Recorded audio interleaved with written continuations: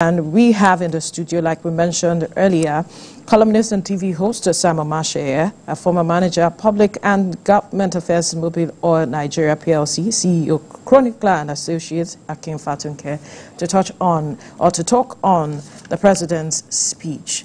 Sam, let me begin with you. From your perspective, what was the high point of the president's speech for you, and did it touch on the issues that you expected he should touch on? Yes, it did. It was a speech of historical rumination. It was an excursion through our past. Yeah. And it's a subtle way to let us understand that our problems today are not the machinations of the moment, that they're actually a collective act of compulsive self-indulgence of Nigerians over the years, where we had wealth and we blew it, where we had opportunities and we blew them. And we were living and compiling and gathering the storm and kept it aside while we were in the barn eating. So when the storm came, we acted as though we had nothing to do with it. It's a subtle national self-indictment that we have gone through all of these years, living a life of harvest when the locust was looming. Now the locust has come, and we should not pretend that we are supposed to have tamed the rabble, tamed the beast, but we are faced with it and we have to deal with it. So that was the kernel of his speech. The rest was going into efforts to get these things done. The issue of divestments, the issue of foreign exchange control, tackling banditry and insecurity, and then the investments, that have come, how much they have saved in the country and things like that, CNG and so on. Then the issue of confab. Yes. And the confab thing is a way of trying to stir up the republic, I call it the Republic of the Young, within the system, to make them try to understand that this is not a nation of oldies, that the young can also come. Their contribution to nation building. Yes, so it's kind of as I said, the Republic of the Young within the Republic. All right, let's get Akin Fatunke's perspective on the speech. What were the major high points for you? I said happy independence to you and Sam. Yes. Mr. President, at the end of the speech, said happy independence to Nigerians. And so if for 23,377 days, that's the count today, since our independence, yeah, we should. That was a few days. From the perspective of looking at a half-filled bottle and not half empty, does not mean that the bottle is not empty anyway. And then, of course, Sam, you made an allusion, rightly so, that historical perspective, historical trajectory, and takes me back to a day like this. If my history is anything to go by, we should also be celebrating the posthumous of one of Nigeria's founding fathers. Maybe it's, Tafa Balewa or something like that. High points for me is the fact that Mr. President, knowing me fully well, knows that I will stand or sit, maybe stand with him and say the truth. He started very poignantly, very unusually, to acknowledge that there are challenges. And I am saying, Mr. President, they are not just challenges. They are deep holes that needs to be plugged. If you go into the economics, you go into the econometrics, you could go into security, you can go into all the SDG goals, 17 of them, which Mr. President, by his admission, is saying they are virtually in red. No doubt about that. The The only thing that I see, which to me might be low point, is things surrounding unity. Mr. President, truth has to be told. And if you say that you are listening and you are hearing, I'm going to have to repeat something that I think you've heard, that Nigeria is less united today than ever before. Okay, now, I am not coming here to play politics. I'm also coming here as a realist. Nobody that is saying that you, President Bola Ahmed Tinubu, you singularly caused that disunity. It's been a disunity that's always been with us. I don't know. I mean, right from the wind of change that Macmillan spoke about in the 60s, in the early 60s. And Amadu looked at Nnamdi and told him point blank that you can't pat my back and say we don't have differences. We have differences. We'll have to find a way around those differences. And those differences got yanked with the 2023 elections. With 2023 elections, we discovered that we are not just of different tribes and tongues.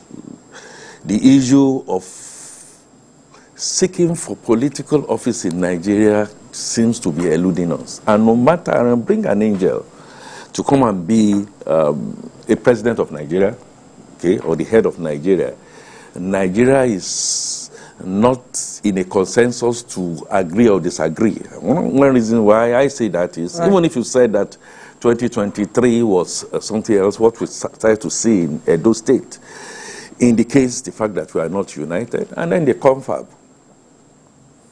A nice one, Mr. President. I think it should be. I was just wondering, at what point in time are we going to listen to the Sam Omatseye, who is middle class, or the much more elderly? I know the patriots have spoken. I also know that this Mr. President has not thrown the baby out with the bathwater. I also know that the issue of that confab should be such that it should be all-inclusive. Those who are physically challenged. So we'll get to the nitty-gritty of all of these issues as we get along. We need to quickly bring in other guests into the conversation, talking about Dr. Kabiru Sufi, who is a senior fellow lecturer, Kano College of Education and Preliminary Studies, Skyline University in Nigeria, and also who is a political analyst. Good morning, happy independence. Thank you for joining us. Quickly speak to us about your perception of the president's speech. Did he address some of the issues that you were looking forward to that he addresses?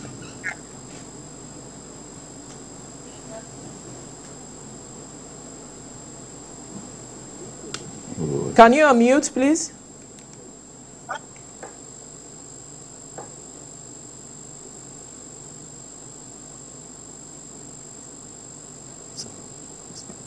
Trish knows that many of us to alleviate the suffering of our citizens. Once again, our founding fathers choose democracy as a form of government and launched the dream of a great country that will lead the rest of Africa. To Kabiru Sufi, as we get along. He touched on some of the issues about and his concerns about them. Let's begin with the matter of national unity, which the president spoke about, saying that our country can only thrive when there is peace. And he said that it seems like the 2023 election was a high point of where a lot of persons discovered how seemingly divided we were because of perhaps the voting pattern and all of the conversations that went around the matter of the election at the time.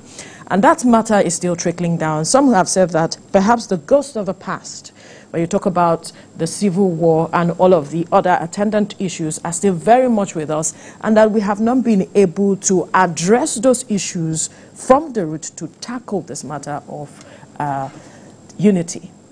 Yeah, that was a good point made by Fatunke about the issue of national unity. It has always been an issue.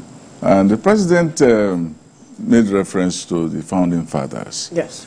You know, I'm always wary of using the expression founding fathers because I've written in a number of places that we do not really have founding fathers, because founding fathers would mean that they had at heart the idea of a national myth, a national legend, a national consciousness.